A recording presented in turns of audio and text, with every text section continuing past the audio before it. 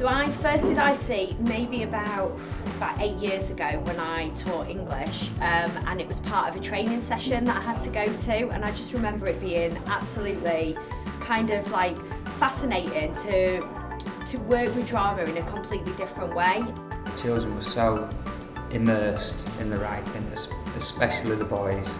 So it was just they were invested in it, they were there, they were living that world, and you'd get the vocabulary that came out of it, all the ideas that came out of it. You'd never get the child that was, I can't think of anything.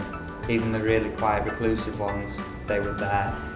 There were so many times where after an imaginary community session there'd be children coming to me with their own designs of flags that they'd done that night at home. Like, that's a child that is not just engaged, they're invested in their learning. Once you've got that, you can then start building on all the different attainment objectives that you've got to hit on, because they have a love for the writing that they're doing.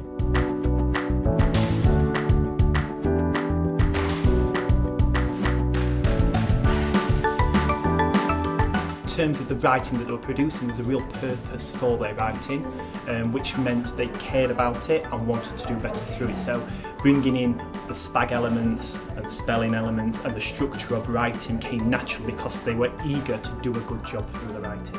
You will have an immediate purpose for writing, and that immediately gets the child more engaged because it's important and it means something. I still continue to use imaginary communities even to this day, seeing it as a way in for reluctant writers in particular. I think there's so much of our education system that's so prescribed, and we have to do things in such a specific way. It's an incredibly freeing experience for you as a teacher and also for the children that you teach. Not only that, but to see a genuine love of learning and a love of that knowledge that's being acquired is really addictive, and you want to do it more the more you see how the children engage with it. It's brilliant because you've got constant help and support. That's how I felt, and it's the best CPD.